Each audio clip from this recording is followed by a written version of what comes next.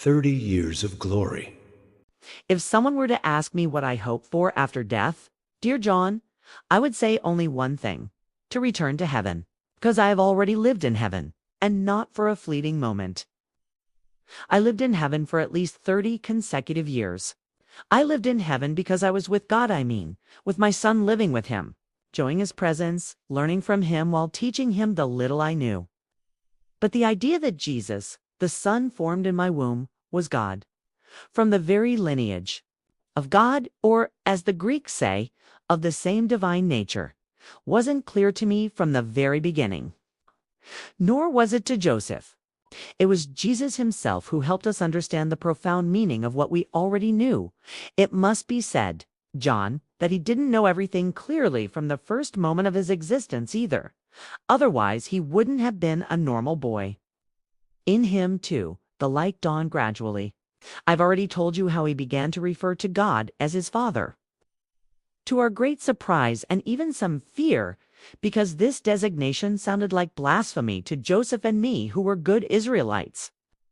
God is the Most High, the Almighty, the one who watches over his chosen people from generation to generation.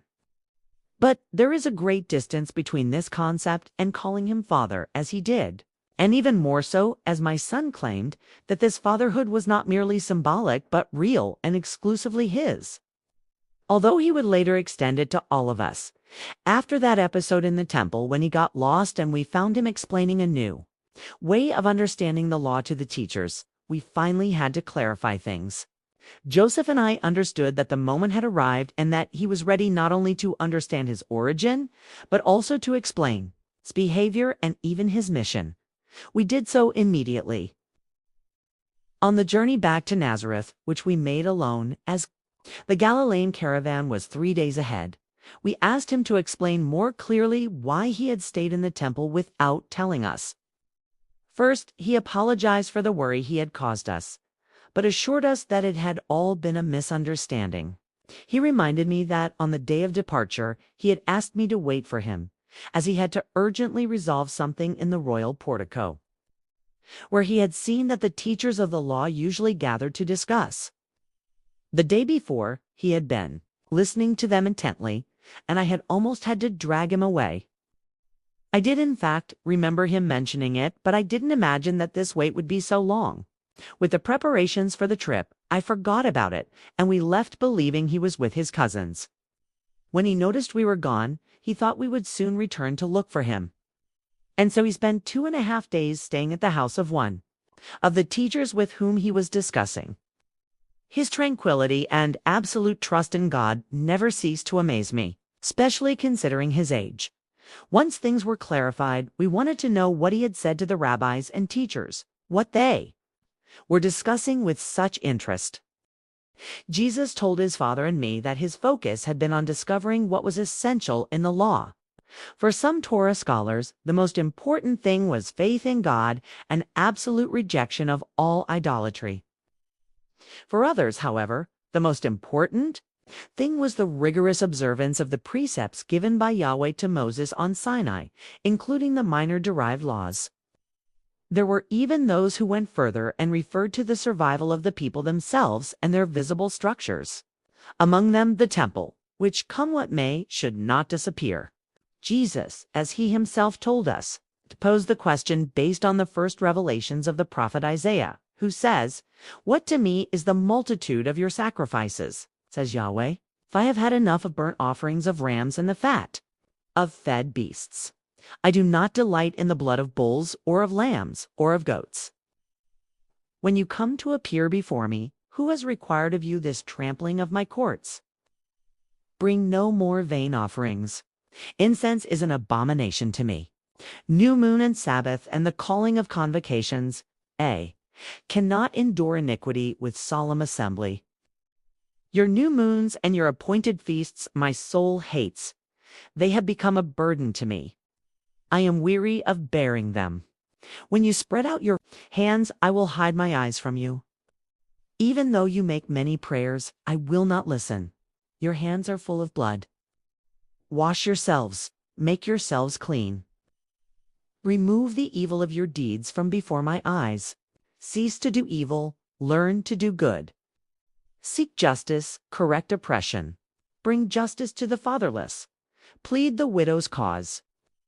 Come now, let us reason together, says Yahweh. Though your sins are like scarlet, they shall be as white as snow. Though they are red like crimson, they shall become like wool. That intervention ignited discussions within the circle of law scholars. Some said that the prophet's words could not be applied literally to the current situation with Corinth Sea, with the nation occupied by the Romans. Others affirmed that there was a risk of forgetting that good works were paramount. When evening fell, a young Pharisee from a very wealthy and God-fearing family, seeing that everyone was leaving and Jesus was alone, still just a boy, offered him his home. Jesus went with him and slept at his house for the 2 nights he remained in Jerusalem while we were looking for him. That man, whom we couldn't even greet when we took Jesus from the circle of teachers he was instructing, was someone you met many years later, Joseph of Arimathea, AEA. As soon as Jesus explained all this to us, we wanted to know more.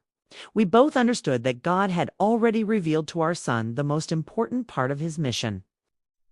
And we were burning with desire to know the plans of the Most High for him and for ourselves. We asked him, "And you, son, what is your opinion regarding Isaiah's prophecy? What do you think is most important to please God?" I remember that we were walking in the shade of the olive trees. Even so, I could perfectly notice the surprise on Jesus' face when he stopped and looked at me. "Why do you ask me this, Mother? Don't you know?" Joseph, who rarely intervened as if he were afraid to assert his fatherhood in matters in which he wasn't the biological father, defended me and answered him. "Son, she knows, but I'm not sure.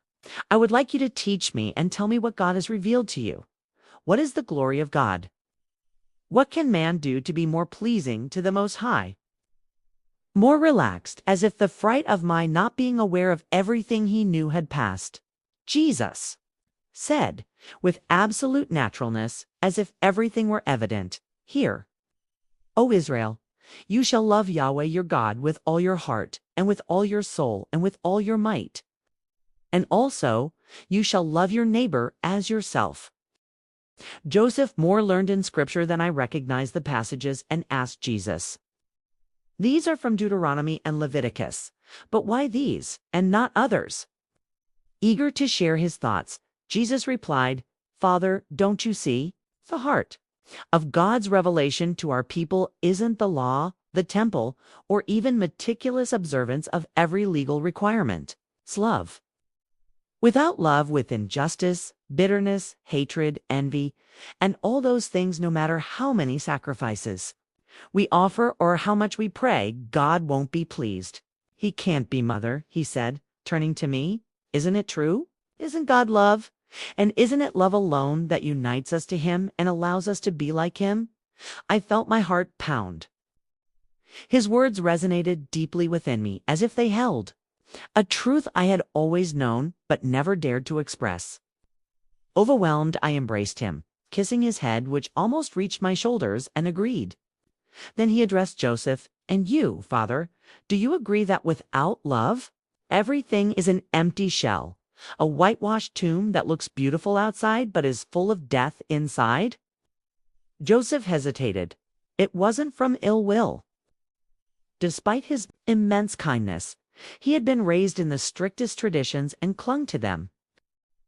He understood Jesus' point and knew he was right, but doubts lingered. So, like a good Israelite, he answered a question with another. "Then what is the purpose of sacrifices and prayers? Wouldn't this theory of yours lead to the disappearance of the law, even the temple, and therefore of our people as God's chosen? If love is what pleases God most, and anyone is capable of love, why does God need a chosen people? And how do we prevent everyone from deciding for themselves what love is and what it isn't?" Jesus stepped back from my embrace and, still walking, approached Joseph. "Look," he said with his characteristic tone, same authority he would later use with you, and which he already displayed on certain occasions. "Perhaps the time has come foretold since ancient times, when people will come from east and west to worship the true God. And this worship won't be with animal fat or sacrifices and offerings, but with a pure heart. True worshipers will worship God in spirit and in truth. This isn't about destroying what we already have, the temple, the law, and everything else, but about purifying it, freeing it from everything that doesn't please God. At least, that's what my father taught me. Jesus spoke with such naturalness, as if what he said was as obvious to others as it was to him. But on that occasion, he understood that with his last words he had entered dangerous territory and needed to explain further. He couldn't begin by calling Joseph father and end by invoking the fatherhood of another, even if Joseph and I understood that he was speaking of God himself. Moreover, this constant use of father made Joseph very uneasy, and also caused me some disquiet. I was also Jewish, and, as you know, John, calling the Most High in that way almost sounded like blasphemy to our ears. Sensing Joseph's unease, which Jesus also noticed this time, I quickly intervened. "Son," I said, "I believe it's time for you to tell us what you know about yourself, about your birth, your mission, and also why you call God Father." "Mother," he replied, a little nervous, "I don't know when I learned all this. I don't even know how. But the truth is, I've always known, though I wasn't always conscious of it."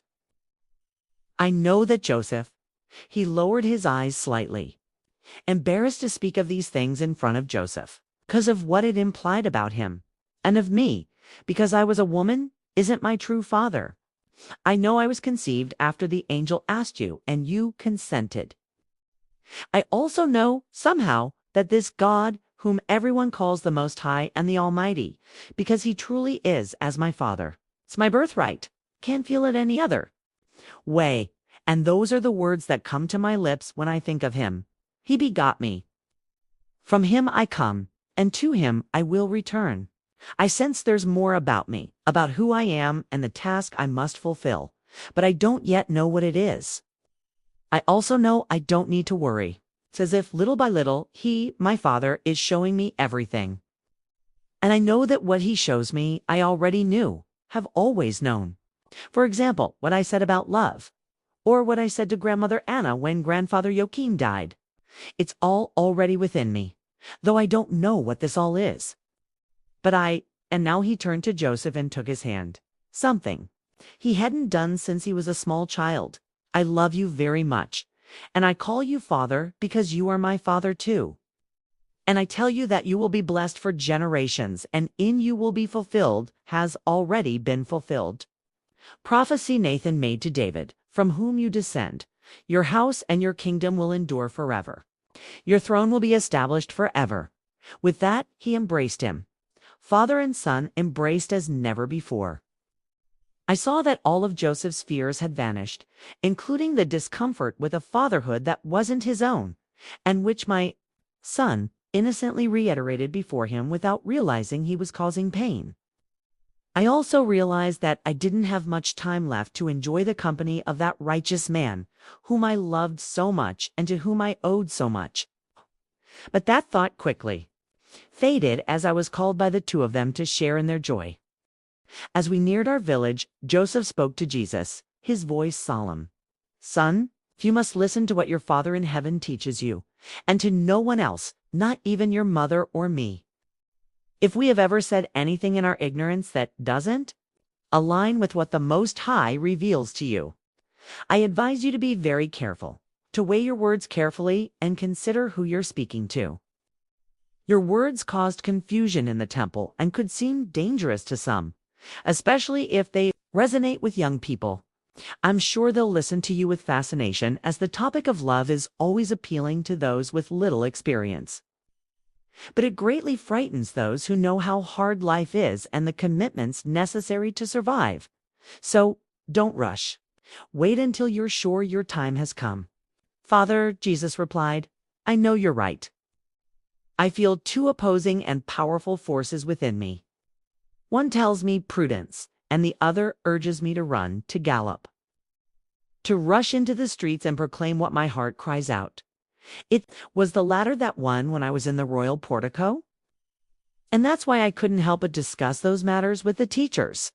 I also know that God hasn't revealed everything to me yet, though I already know I have everything within me. And I know I'll realize, I don't know when, that the time has come. Until then, I must continue to fight to contain this untamed colt that wants to gallop and for whom our village is too small. From then on, time passed very quickly, especially for me, though not so for Jesus. However, he learned to restrain himself and learned, as he himself told me on more than one occasion, that it wasn't enough to know things, and that wisdom was authentic when it was translated into action. He understood that this was the reason for the waiting that God imposed on him. God commanded him to live without haste everything he knew about love, so that he would truly know it and not just as a beautiful theory that had nothing to do with his life. This lesson, dear John, couldn't be learned only with the head. It had to sink in like gently falling rain, and for this, time was necessary. Time became the means through which Jesus assimilated in his own flesh what was in his head. Time, therefore, became my greatest ally, as thanks to it, I was able to enjoy his company for 30 years. As I told you, John, time passed quickly. 2 years after that trip to Jerusalem, my mother passed away. Anna was wrinkled and very old.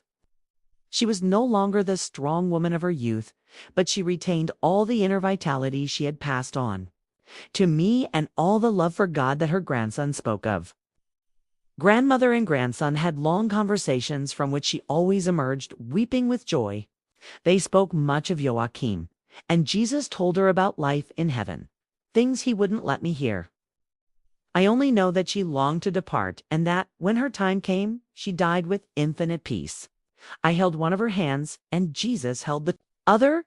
First, with great effort, she gave me a blessing, and then, to the surprise of our whole family gathered around her, she turned to her grandson and said, "Bless me, Lord, and commend me so that I may soon be with the Almighty and with my husband in heaven." Jesus made a strange sign on her forehead. It seemed strange to us then, though we know now it was the sign of the cross, upon which he himself would die. Then he kissed her hands and forehead, and his tears served as balm and anointing. And so she departed for heaven, from where she continues to intercede for us. I often ask for her intercession, and I am always heard. Our neighbors and family commented on the dying woman's strange request, especially her calling her grandson Lord, but they didn't think much of it, considering it a delusion of her final moments. As for my husband, we enjoyed several happy years together. Joseph died when Jesus was 20. There were already those in Nazareth who spoke of marriage for our son, though his father and I knew that it wasn't in God's plans, nor in the young man's. Joseph's death helped to put this topic aside for a while, as we could tell everyone that Jesus didn't want to leave me alone and had decided to postpone starting his own family. Joseph's death happened like this. A neighbor of ours had a herd of goats in the mountains, not far from Nazareth. It was a rugged and lonely place where the animals grazed during the day and were gathered into a pen at night.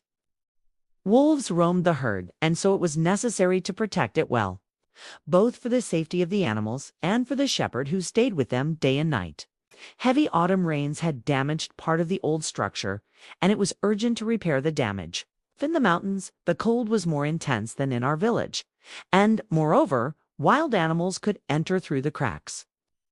So our neighbor had been insistently asking Joseph to go there with his tools to repair the damage, and then build new shelters for the goats. A date was set, and when the day arrived, it was clear that rain, or perhaps even snow, was imminent due to the biting cold. I dreaded Joseph leaving in such weather, especially since he would be in the mountains for several days.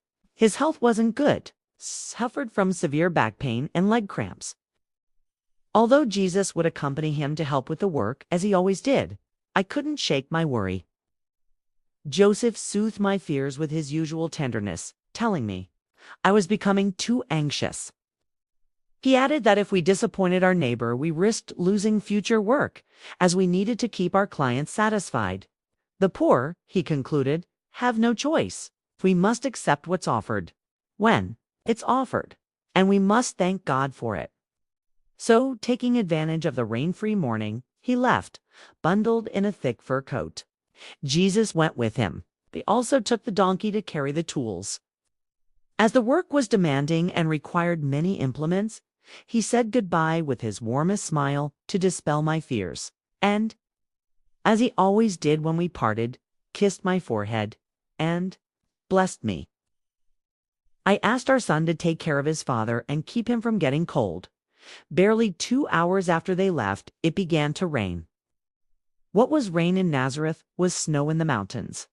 I realized they wouldn't have had time to reach the shepherd's shelter. And deeply worried, I prayed, asking the Lord, whom I occasionally dared to call Father, to protect my husband and son. As the hours passed, the rain in Nazareth also turned to snow, and although it took time to accumulate due to the dampness, the rooftops gradually turned white. My anxiety grew, though my faith in God gave me strength to remain calm. Alone at home, with darkness enveloping everything, I lit a lamp and prayed again. I spent the entire night like this, a mix of serenity and apprehension, wanting to run out and search for them, yet knowing I could do nothing but wait. Still, I continued to pray and plead for my husband and son, asking God to give me strength to accept His will. The following morning, Nazareth was a completely white village. The cold was intense, but it wasn't snowing anymore. Children ran through the streets, throwing snowballs at each other, marveling at the unusual sight. I went to my cousin's house and told them what had happened, that Joseph and Jesus had gone to the mountains, and about my fear that they might be in danger. They became worried too and told their husbands. They decided to go search for them. Taking advantage of the temporary break in the weather, they quickly gathered their things. 5 men set out, accompanied by 2 horses. They returned less than 2 hours after leaving. They were all back, but not all were well. Jesus was stiff with cold, his hands, feet, and face a pitiful sight. But Joseph was the worst. Even though he had ridden the donkey and was wrapped in Jesus's coat, Jesus, having spent the night almost without shelter in a desperate attempt to care for his father. His condition was dire. Kay could barely stay on the animal, and his breathing was ragged and labored. They brought him inside, and we rubbed olive oil on his ice-cold body. Jesus couldn't stop crying, telling me how he had done everything possible to help him. But when they realized the seriousness of the situation, it was too late to return, and they could only find a meager shelter from the storm. They stayed there all night, unable to light a fire because all the wood was wet, feeling the chill of death on Joseph's body. Joseph didn't last many days. A raging fever consumed him, and within 2 days he had lost consciousness, though he soon regained it. Pain gripped his chest, and each cough seemed to drain his life away. Despite everything, dear John, you can't imagine the serenity he possessed. Between bouts of pain, with immense effort, he tried to comfort me, assuring me that everything would be all right, and that at this moment, as in all the others of our lives, the only important thing was to continue believing in God's love. He spoke now of God's love, because both he and I had learned what that meant, thanks to our son. God is love, he said, holding my hand. God is love, and we must believe in this not only in good times, but also in difficult ones. It is for difficult times that we reserve true friendship, and it is then that we must test our faith in God's love. Mary, I repeat now what the angel once told you. Do not be afraid, for the Lord's words will be fulfilled. Nothing will happen to your son, to my son, until his time comes, and when it comes. Whatever happens will also be the will of the Most High, of his Father, of our Father. Afterward, he wanted to be alone with Jesus. They spoke for a long time, as had happened with Anna, my mother, when her time drew near. Jesus also made the then strange sign of the cross on his forehead and kissed, as he had done with his grandmother, Joseph's hands and forehead. His tears, just as with Anna, flowed freely and were a balm that descended upon the dying man. After that, Joseph never lost his peace. His face was transfigured, and not even the intense pain he felt could erase the serenity from his expression. He remained conscious for almost a day, but could say nothing more. Only at the very end did he asked Jesus and me to hold his hands, and whispering, he said, "Mary, only God knows how much I love you. Only God knows how fortunate I was to live these years with you. May God bless you for the love you gave me. We part now, but it will be for a short time. Soon we will be together again, as we are now, with God between us forever." To Jesus, he said, "My son, I am the only man in the world who can call you that, and for this I will be blessed by all generations. I have loved you so much, more than any ordinary father could have, and I have received more from you than if you had been a son of my own blood. I thank you for honoring my lineage with your presence. I thank you for foretelling the world of happiness that now awaits me. I cannot bless you, for you are the one who must do that. Bless me as the end draws near." Jesus blessed him, and again made as he had with his grandmother, the sign of the cross on his forehead, his eyes, his mouth, and his hands. Shortly after, we both leaned over his body, which had just passed away. He was gone, and with him went the companion of my soul, the one with whom I had shared so many difficult moments and so many joys. His death was deeply felt by both Jesus and me. I loved Joseph deeply, John so very deeply. I don't know if what I'm about to say will surprise you. You'll understand that this love of mine was compatible with my total consecration to God. I don't know if you'll understand. I assure you it was always so. I loved him as I loved the Father as much as I loved my son. Perhaps it all depends on the size of one's heart. Perhaps it all depends on the priorities established within that heart. My consecration to God, which encompassed my body and soul, didn't prevent me from loving others. Never compare God to a jealous husband who demands exclusive reign over my soul. God wanted to be first, but not the only one. On the contrary, he asked me to love everyone, starting with those closest to me, with the understanding that he must always come first. Because of this deep love, his death was not easy to accept. I questioned why God hadn't heard my prayers. I also wondered why Jesus hadn't performed some extraordinary act to prevent his Father's death. But even as I asked these questions, I found the answer. God had plans, and it wasn't for me to understand them. It wasn't easy to accept this will of God that caused me so much pain, though I did so without any trace of rebellion. The certainty that he continued to live eased my pain significantly, which, without it, could have turned to despair. For 20 years, we were three in that house, united like the great stones that form the foundation of the temple in Jerusalem, which not even an earthquake can separate. For 20 years, our home was a foretaste of paradise. Love was the bread we ate each day, tenderness the water that quenched our thirst, joy the cloak that protected us from the cold and covered the holes of our poverty. We were the happiest family not only in Nazareth, not only in Israel, but in the world. To Jesus, Joseph was always and only a father.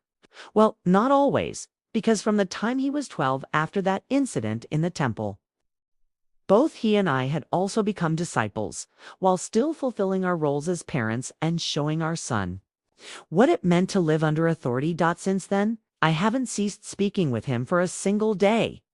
In the most difficult moments, even in Jesus' death, I always felt his presence beside me. His last words, so similar to those of the angel Gabriel, still echo in my ears. "Do not be afraid, Mary." And so I have always lived with him, secure in the knowledge that he lives, that he is with God, whom Jesus taught me to call Father, and who, since then, watches over and intercedes for us constantly, especially for those who, like Jesus and me, were called to a complete consecration to the Lord. Fortunately, his last words, spoken almost in a whisper, were not heard by those who filled the house. Joseph was much loved in Nazareth, and the whole village gathered at our door to mourn him. Some said they saw angels carrying Joseph's spirit to heaven, while others claimed it was the patriarch Abraham who had come for him. The fact is that the rumor spread that his death was extraordinary, as it truly was, and even today many commend themselves to him in their final moments, so that their journey may be light and they may eternally enjoy God's presence. After that, John, life returned to a semblance of normalcy. Using my widowhood as a reason, we were able, as I mentioned, to postpone Jesus' marriage without drawing undue attention. He had decided to dedicate himself to God, body and soul, as Joseph and I had done, and we did everything possible to remain unnoticed, holding fast to our purpose. From that moment on, Jesus became not only my primary concern, but my sole focus. My parents and husband were gone, and I had no other children. I could thus consecrate myself entirely to him, with the certainty I had from the beginning that in doing so, I was loving the Lord himself, not through an intermediary. Those were 10 years of private teachings and extraordinary confidences. Little by little, he came to understand everything. Long before the wedding at Cana, everything was prepared for God's plan to become public. By the age of 23 or 24, he and I were both aware of who he was and what his mission would be. We were also aware of his ability to transform the natural order of things, to perform miracles. This worried me greatly, as I always feared that his good heart would lead him to do things that would attract attention. I begged him to carefully consider any action before taking it, as it would likely be a sign that would mark his public ministry as the Messiah. He agreed with me, though it pained him to restrain himself from helping those who suffered, the poor who begged for food, or the sick tormented by pain. Without fail, he would always say the same thing: "My time has not yet come." Couldn't tell me more, as he didn't know exactly what would have to happen to be sure that this moment had arrived. This waiting wasn't easy for him. As time passed and he was becoming a man, he was nearing 30 and still at home, caring for his mother and working as a carpenter, he, the Messiah, as if he had no more important things to do. Once again, God was testing him. Through this prolonged, indefinite waiting, God taught him to listen to his voice and discern his commands. In a way, by making him wait, God taught him obedience. And above all, as I told you before, he taught him to love. He taught him that the most important thing wasn't performing miracles, giving grand sermons, or converting multitudes. Was important, and what pleased God was doing everything through love, out of love. Whoever loves reigns, and one can love as much by performing a miracle as by preparing a meal. This lesson is so important that Jesus had to live with it, restraining his desires to rush out and spread his message to all corners of the earth. Had he not done so, that very message would have been incomplete. And today, you, his disciples, will believe that you can only be like him by performing great deeds. Since these aren't part of everyday life, you would have the impression that he is inimitable, even more unattainable because of his divine nature. Therefore, the years of waiting in Nazareth, seemingly lost years, became the greatest lesson God gave him and me as well about the true importance of things. Jesus knew from a very young age what he needed to know, but it wasn't enough for him to simply know everything. He needed to live it all. To live it not just for a day, a month, or a year, but for a very, very long time. For so long as if the end would never come, as if he didn't care about the arrival of that end. He learned what patience means, and, consequently, humility. He learned that it's not enough to say, "Lord, Lord," if one doesn't do the Father's will, even when one doesn't understand where that will is leading. He learned that words convince when the listener hears a tone of voice emitted only by someone who has lived them intensely, and for that, time is essential. If he later spoke with conviction of love, it's because for many years he lived loving. And not just the great things, but also the small, everyday things, the ones that no one except God sees and values.